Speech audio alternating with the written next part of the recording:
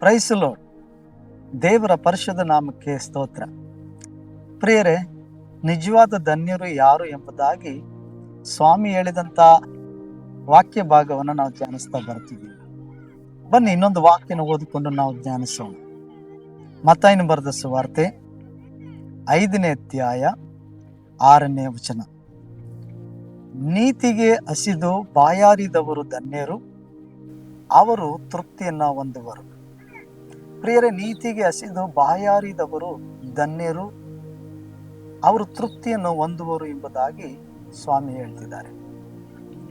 ಪ್ರಿಯರೇ, ನಮ್ಮಲ್ಲಿ ಈ ನೀತಿ ಇದೆಯಾ? ನಾವು ನೀತಿಯಾಗಿ ಜೀವಿಸ್ತಿದ್ದೀವ? ಹಾಗಾದ್ರೆ ನೀತಿ ಅನ್ನೋ ಪದ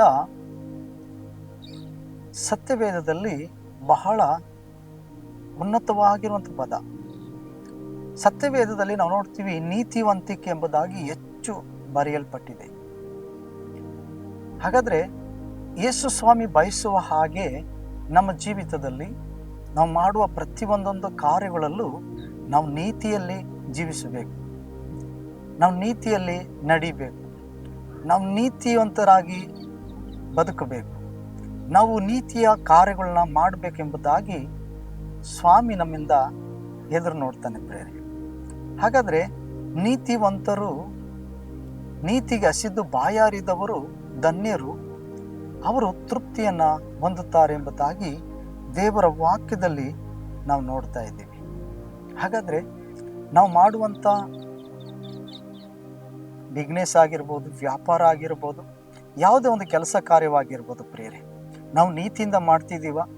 ಅದರಲ್ಲಿ ಯಾವುದೇ ಮೋಸ ಅನ್ಯಾಯ ಇಲ್ಲದಂತೆ ನಾವು ದೇವರ ವಾಕ್ಯಕ್ಕೆ ವಿಧೇಯರಾಗಿ ಸ್ವಾಮಿ ದೃಷ್ಟಿಯಲ್ಲಿ ಮೆಚ್ಚುಗೆಯಾಗಿ ನಾವು ಯಾವುದೇ ವಿಧವಾದಂಥ ಲಂಚವನ್ನು ತೆಗೆದುಕೊಳ್ಳದೆ, ಮತ್ತೊಬ್ಬರಿಗೆ ಯಾವುದೇ ರೀತಿಯಾದಂಥ ಮೋಸ ಅನ್ಯಾಯವನ್ನು ಮಾಡದೆ ನಾವು ಶುದ್ಧ ಹಸ್ತವುಳ್ಳವರಾಗಿ ನೀತಿವಂತಿಕೆಯಲ್ಲಿ ನಮ್ಮ ವ್ಯವಹಾರಗಳನ್ನು ನಾವು ನಡೆಸ್ತಿದ್ದೀವ? ನಮ್ಮನ್ನು ನಾವು ಪರೀಕ್ಷಿಸಿಕೊಳ್ಳೋಣ ಪ್ರೇರೆ.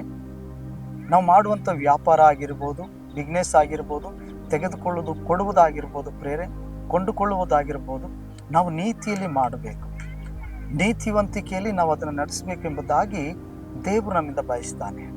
ಆದ್ದರಿಂದ ನಾವು ನೀತಿವಂತರಾಗಿ ಅಂಥ ಕಾರ್ಯಗಳು ಮಾಡುವಾಗ ನಾವು ತೃಪ್ತಿಯನ್ನು ಹೊಂದಿಕೊಳ್ಳುತ್ತೇವೆ. ಸ್ವಾಮಿ ಹೇಳ್ತಿದ್ದಾರೆ, ನೀತಿಗೆ ಹಸಿದು ಬಾಯಾರಿದವರು ಧನ್ಯರು. ನಾನು ನನ್ನ ಜೀವಿತದಲ್ಲಿ ನಾನು ನೀತಿವಂತಿಕೆಯಲ್ಲಿ ಜೀವಿಸಬೇಕು, ನಾನು ನನ್ನ ಕುಟುಂಬದಲ್ಲಿ ನಾನು ನೀತಿವಂತಿಕೆಯಾಗಿರಬೇಕು, ನಾನು ದೇವರಿಗೆ ದೃಷ್ಟಿಯಲ್ಲಿ ನಾನು ನೀತಿವಂತನಾಗಿರಬೇಕು, ನಾನು ಮಾಡುವಂಥ ವ್ಯಾಪಾರಗಳಲ್ಲಿ ನಾನು ನೀತಿವಂತಿಕೆಯಾಗಿರಬೇಕು, ನಾನು ಮಾಡುವ ಸೇವೆಯಲ್ಲಿ ನಾನು ನೀತಿವಂತಿಕೆಯಾಗಿರಬೇಕು, ನನ್ನ ವ್ಯಕ್ತಿಗತವಾದ ಜೀವಿತದಲ್ಲಿ ನಾನು ನೀತಿವಂತಿಕೆಯಾಗಿರಬೇಕು, ನಾನು ನನ್ನ ಗಂಡನ ವಿಷಯದಲ್ಲಿ ನಾನು ನೀತಿವಂತಿಕೆಯಲ್ಲಿ ನಡ್ಕೊಳ್ಬೇಕು, ನನ್ನ ಹೆಂಡತಿ ವಿಷಯದಲ್ಲಿ ನೀತಿವಂತನಾಗಿರಬೇಕು, ಮತ್ತು ನನ್ನ ಮಕ್ಕಳ ವಿಷಯದಲ್ಲಿ ನಾನು ನೀತಿವಂತಿಕೆಯಾಗಿರಬೇಕು, ನಮ್ಮ ತಂದೆ ತಾಯಿ ವಿಷಯದಲ್ಲಿ ನಾನು ನೀತಿವಂತಿಕೆಯಾಗಿರಬೇಕು, ನಾನು ಕೆಲಸ ಮಾಡುವ ಸ್ಥಳದಲ್ಲಿ ನಾನು ನೀತಿವಂತಿಕೆಯಾಗಿರಬೇಕು. ಹಾಗಾಗಿ ನಾನು ಮಾಡುವಂಥ ಯಜಮಾನ ನೋಡದೇ ಇದ್ದಾಗ ನನ್ನ ದೇವರು ನೋಡ್ತಾರೆ ಎಂಬುದಾಗಿ ದೇವರ ದೃಷ್ಟಿ ಎಲ್ಲ ವಿಷಯದಲ್ಲೂ ನಾನು ನೀತಿವಂತಿಕೆಯಾದಂಥ ಕಾರ್ಯಗಳನ್ನು ನಾವು ಮಾಡೋರಾಗಿರ್ಬೇಕು. ಇದು ದೇವರು ನಮ್ಮಿಂದ ಬಯಸ್ತಾನೆ ಬರೀ. ಹಾಗಾದ್ರೆ ನಾವು ಬರೀ ನಮ್ಮ ಜೀವಿತದಲ್ಲಿ ನೀತಿವಂತಿಕೆಯಾಗಿ ಇರಬೇಕೆಂಬುದಾಗಿ ಆಸೆ ಪಡೋದು ಮಾತ್ರ ಅಲ್ಲ, ನೀತಿವಂತರಾಗಿ ಜೀವಿಸುವವರಾಗಿರಬೇಕು, ನೀತಿಯ ಕ್ರಿಯೆಗಳನ್ನು ನಾವು ಮಾಡುವವರಾಗಿರಬೇಕು, ಮತ್ತು ಕುಟುಂಬದಲ್ಲಿ ನೀತಿವಂತಿಕೆಯಾದಂಥ ಜೀವಿತವನ್ನು ಜೀವಿಸಬೇಕು. ಕುಟುಂಬದಲ್ಲಿ ಹೇಳಬೇಕು, ನಮ್ಮ ತಂದೆ ಅಥವಾ ನನ್ನ ತಾಯಿ ನೀತಿವಂತಳು ಎಂಬುದಾಗಿ. ಹೌದು, ಮಕ್ಕಳು ಹೇಳಬೇಕು, ನಮ್ಮ ತಂದೆ ತಾಯಿಗಳು ನೀತಿವಂತರು ಎಂಬುದಾಗಿ. ಮಕ್ಕಳ ವಿಷಯದಲ್ಲಿ ತಂದೆ ತಾಯಿಗಳು ಹೇಳಬೇಕು, ನನ್ನ ಮಕ್ಕಳು ನೀತಿಯಲ್ಲಿ ಜೀವಿಸ್ತಿದ್ದಾರೆ ಎಂಬುದಾಗಿ. ಹಾಗಾಗಿತ್ತೇನೆ ಅವ್ರು ಯಾವುದೇ ರೀತಿಯಾದ ಸುಳ್ಳಾಗಲಿ, ಮೋಸವಾಗಲಿ, ಕಪಟವಾಗಲಿ ಮಾಡುವುದಿಲ್ಲ, ಅವರು ನೀತಿವಂತರಾಗಿದ್ದಾರೆ ಎಂಬುದಾಗಿ ಜನರು ನಮ್ಮನ್ನು ಕುರಿತಾಗಿ ಸಾಕ್ಷಿ ಹೇಳುವವರಾಗಿರಬೇಕು.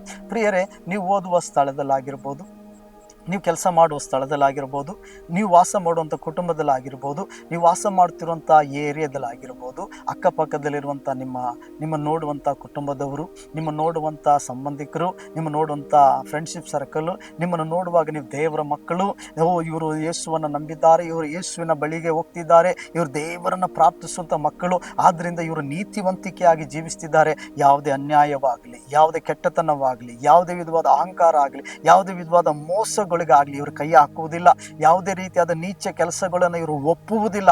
ಹಾಗಾಗಿ ಇವರು ನೀತಿಯಾಗಿ ಹಸಿದಿದ್ದಾರೆ, ಇವರು ನೀತಿ ಕಾರ್ಯಗಳನ್ನ ಮಾಡೋದಕ್ಕಾಗಿ ತಮ್ಮನ್ನು ಒಪ್ಪಿಸಿಕೊಟ್ಟಿದ್ದಾರೆ. ಹಾಗಾಗಿ ಅವರ ಬಳಿ ನಾವು ಏನಾದರೂ ಅನ್ಯಾಯದ ವಿಷಯಗಳು ಹೇಳುವಾಗ, ನಾವು ಮೋಸದ ವಿಷಯಗಳು ಹೇಳುವಾಗ ಅವರು ಒಪ್ಪುವುದಿಲ್ಲ, ಅದನ್ನು ಅವರು ಸ್ವೀಕರಿಸಿಕೊಳ್ಳುವುದಿಲ್ಲ ಎಂಬುದಾಗಿ ನಿಮ್ಮನ್ನು ಕುರಿತಾಗಿ, ನಮ್ಮನ್ನು ಕುರಿತಾಗಿ ಇವರು ನೀತಿವಂತಿಕೆ ಜೀವಿತವನ್ನು ಜೀವಿಸ್ತಿದ್ದಾರೆ ಎಂಬುದಾಗಿ ಹೇಳ್ತಿದ್ದಾರೆ ಪ್ರಿಯರೇ.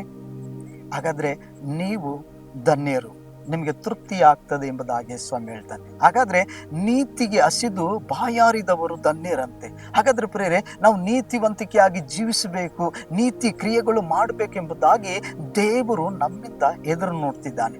ಅದಕ್ಕಾಗಿ ಯೇಸು ಸ್ವಾಮಿ ನೀತಿವಂತನಾಗಿರುವಂಥ ದೇವರು ಈ ಲೋಕಕ್ಕೆ ಬಂದು ಸಿದ್ಧ ಸಹಾಯವಾಗಿ, ಅಂದರೆ ಜನ್ಮದಿನದಿಂದಲೂ ಹುಟ್ಟಿದಾಗಲೂ ನೀತಿವಂತಿಕೆ ಇಲ್ಲದೆ ಇರುವಂಥ ನಿನ್ನಲ್ಲಿ, ನನ್ನಲ್ಲಿ, ಅಂದರೆ ನಿಮ್ಮಲ್ಲಿ, ನಮ್ಮಲ್ಲಿ ನೀತಿವಂತರಾಗಿ ಯೇಸು ಸ್ವಾಮಿನ ಮಾಡುವುದಕ್ಕಾಗಿ ಸಿಲ್ವೆ ಮೇಲೆ ತನ್ನನ್ನೇ ನಮಗಾಗಿ ಅರ್ಪಿಸಿಕೊಟ್ಟ ಪ್ರೇರೆ, ತನ್ನ ರಕ್ತವನ್ನೇ ನಮಗಾಗಿ ಸುರಿಸ್ತಾ, ನಮ್ಮ ಪಾಪಗಳನ್ನ ತಾನು ಹೊತ್ತುಕೊಂಡ, ನಮ್ಮ ಪಾಪಗಳ ನಿಮಿತ್ತವಾಗಿ ಆತನ ಜಿಜ್ಜಲ್ಪಟ್ಟ. ನೋಡಿ, ಆತನ ನೀತಿಯ ವಸ್ತ್ರವನ್ನ ನಮಗೆ ತೊಡಿಸಿದ್ದಾನಂತೆ. ಹಾಗಾದ್ರೆ ಯೇಸು ಕ್ರಿಸ್ತನ ನೀತಿವಂತಿಕೆಯ ವಸ್ತ್ರವನ್ನು ನಾವು ಧರಿಸಿಕೊಂಡವರು, ನೀತಿವಂತಿಕೆಯ ಸ್ವಭಾವವನ್ನು ಹೊಂದಿಕೊಂಡವರು, ನಾವು ಎಲ್ಲ ವಿಷಯದಲ್ಲೂ ದೇವರ ಮೆಚ್ಚುವ ಹಾಗೆ ನೀತಿವಂತರಾಗಿ ನಾವು ಜೀವಿಸ್ತಿದ್ದೀವ? ನೀತಿವಂತರಾಗಿ ಜೀವಿಸುವುದಕ್ಕಾಗಿ ನಮ್ಮನ್ನು ಒಪ್ಪಿಸಿಕೊಟ್ಟಿದ್ದೀವ? ನಮ್ಮನ್ನು ನಾವು ಪರೀಕ್ಷಿಸಿಕೊಳ್ಳೋಣ ಪ್ರೇರೆ. ಒಂದು ವೇಳೆ ನೀತಿವಂತಿಕೆ ನನ್ನ ವ್ಯವಹಾರಗಳಲ್ಲಿಲ್ಲ, ನಾನು ನೀತಿವಂತಿಕೆಯಾದ ಕಾರ್ಯಗಳು ನನ್ನ ಕುಟುಂಬದಲ್ಲಿಲ್ಲ, ನನ್ನ ಆತ್ಮಿಕ ಜೀವಿತದಲ್ಲಿ ನೀತಿವಂತಿಕೆಯಾದ ಕಾರ್ಯಗಳ ಪ್ರಕಾರ ನಾನು ಜೀವಿಸ್ತಾ ಇಲ್ಲ, ನನ್ನ ಆತ್ಮಿಕ ಜೀವಿತದಲ್ಲಿ ನನಗೆ ನೀತಿವಂತಿಕೆ ಇಲ್ಲ, ಹಾಗಾಗಿದ್ದೇನೆ ನನಗೆ ನೀತಿವಂತಿಕೆ ಬೇಕು, ನಾನು ಇನ್ನೂ ಕೂಡ ನೀತಿವಂತರಾಗಿ ನಾವು ಜೀವಿಸಬೇಕು, ನಾವು ನೀತಿವಂತರಾಗಿ ಜೀವಿಸಬೇಕು ಎಂಬುದಾಗಿ ಆಸೆ ಪಡ್ತಿದ್ದೀರಾ? ಹಾಗಾದ್ರೆ ನಾನು ಕೂಡ ನೀತಿಗೆ ಹಸಿದು ಬಾಯಾರಿ ನಾನು ಆ ತೃಪ್ತಿಯನ್ನು ಹೊಂದಿಕೊಳ್ಳಬೇಕು ಎಂಬುದಾಗಿ ಎದುರು ನೋಡ್ತಿದ್ದೀರಾ ಪ್ರೇರೆ? ಹಾಗಾದ್ರೆ ಬನ್ನಿ ದೇವರ ಬಳಿ ಕೇಳ್ಕೊಳ್ಳೋಣ. ಒಂದು ವೇಳೆ ಈ ನೀತಿವಂತಿಕೆಯಾದ ಜೀವಿತವನ್ನು ನಾವು ಜೀವಿಸ್ತೇ ಹೋದ್ರೆ ನಮಗೆ ತೃಪ್ತಿಯೇ ಆಗಲ್ಲ ಪ್ರೇರೆ. ಪರಲೋಕದ ರಾಜ್ಯದ ತೃಪ್ತಿಯನ್ನು ನಾವು ಹೊಂದ್ಕೊಳ್ಳೋಕ್ಕಾಗಲ್ಲ. ಅದಕ್ಕಾಗಿ ದೇವರಲ್ಲಿರುವಂಥ ನಿಜವಾದ ಸಂತೋಷ, ಸಮಾಧಾನದ ತೃಪ್ತಿಯನ್ನು ನಾವು ಅನುಭವಿಸ್ಲಿಕ್ಕಾಗಲ್ಲ ಪ್ರೇರೆ. ಹಾಗಾದ್ರೆ ನಿಜವಾದ ಯೇಸುವಿನಲ್ಲಿದ್ದಂಥ ನೀತಿವಂತಿಕೆಯನ್ನ ನಾವು ಧರಿಸಿಕೊಂಡು, ಕ್ರಿಸ್ತನಲ್ಲಿರುವಂಥ ನೀತಿವಂತಿಕೆಯನ್ನ ಹೊಂದಿಕೊಂಡು ಆ ರೀತಿಯಾಗಿ ಜೀವಿಸುವಾಗ ನಿಜವಾಗ್ಲೂ ನಾವು ತೃಪ್ತಿಯನ್ನು ಹೊಂದುವವರಾಗಿರ್ತೀವಿ. ಹಾಗಾದ್ರೆ ನಿಮ್ಮಲ್ಲಿ ನೀತಿವಂತಿಕೆ ಇಲ್ಲವೋ? ಸ್ವಾಮಿ ಹೇಳುವಂಥ ನೀತಿಗೆ ಹಸಿದು ಬಾಯಾರಿದವರು ಧನ್ಯರು ಎಂಬುದಾಗಿ ಹೇಳುವ ಪ್ರಕಾರ ನಿಮ್ಮಲ್ಲಿ ಆ ಧನ್ಯತೆ ಇಲ್ಲವೋ? ಹಾಗಾದರೆ ಬನ್ನಿ ಆ ಧನ್ಯತೆಗೋಸ್ಕರ ಪ್ರಾರ್ಥಿಸೋಣ. ಆ ನೀತಿವಂತಿಕೆಗಾಗಿ ನಾವು ಪ್ರಾರ್ಥನೆ ಮಾಡೋಣ. ಕಣ್ಣುಗಳು ಮುಚ್ಚಿ ಪ್ರಾರ್ಥಿಸೋಣ. ಪ್ರೀತಿ ಕನಿಕರವುಳ್ಳ ತಂದೆಯೇ, ನಾವು ಹುಟ್ಟಿದಾಗಿಂದಲೂ ನಾವು ಪಾಪಿಗಳೇ, ನಾವು ನೀತಿವಂತರಲ್ಲಪ್ಪ. ಜನ್ಮದಿನ ಹೊಂದಿದ ದಿನದಿಂದಲೂ ನಾವು ದ್ರೋಹಿಗಳೇ ಆಗಿದ್ದೀವಿ. ಯೇಸುವೇ, ನಮ್ಮ ಪಾಪ ಅಪರಾಧಗಳನ್ನು ಕ್ಷಮಿಸು. ನಾವು ನೀತಿವಂತರಾಗಿ ಜೀವಿಸುವ ಹಾಗೆ ನಮಗೆ ನೀತಿಯನ್ನು ಕೊಡಿ ಸ್ವಾಮಿ. ನಿನ್ನ ನೀತಿ ವಸ್ತ್ರವನ್ನು ನಮಗೆ ತೊಡಿಸು. ನಾವು ಮಾಡುವಂಥ ಪ್ರತಿಯೊಂದು ಕೆಲಸ ಕಾರ್ಯದಲ್ಲೂ, ಕುಟುಂಬದಲ್ಲೂ, ಸೇವೆಯಲ್ಲೂ ನಾವು ನೀತಿವಂತರಾಗಿ ಜೀವಿಸುವುದಕ್ಕೆ ನಮಗೆ ಸಹಾಯ ಮಾಡು. ಯಾರೆಲ್ಲ ನಾನು ನೀತಿವಂತರಾಗಿರಬೇಕೆಂಬುದಾಗಿ ಪ್ರಾರ್ಥಿಸ್ತಿದ್ದಾರೋ ಅವರಿಗೆ ಸಹಾಯ ಮಾಡು. ಅವರನ್ನು ಪರಿಶುದ್ಧಗೊಳಿಸು. ಅವರನ್ನು ನೀತಿ ಎಂಬ ವಸ್ತ್ರದಿಂದ ನೀನು ಅಲಂಕರಿಸು ಸ್ವಾಮಿ. ನೀತಿಗೆ ಹಸಿದು ಬಾಯಾರಿದವರು ಧನ್ಯರು ಎಂಬುದಾಗಿ ನಿನ್ನ ವಾಕ್ಯ ಹೇಳೋ ಪ್ರಕಾರ ಆ ಧನ್ಯತೆಯನ್ನು, ಆ ತೃಪ್ತಿಯನ್ನು ಅನುಭವಿಸುವಂತೆ ಕೃಪೆ ಕೊಡಿ. ಯೇಸುವಿನ ನಾಮದಲ್ಲಿ ತಂದೆಯಾದ ದೇವರೇ, amen. Praise the Lord. God bless you.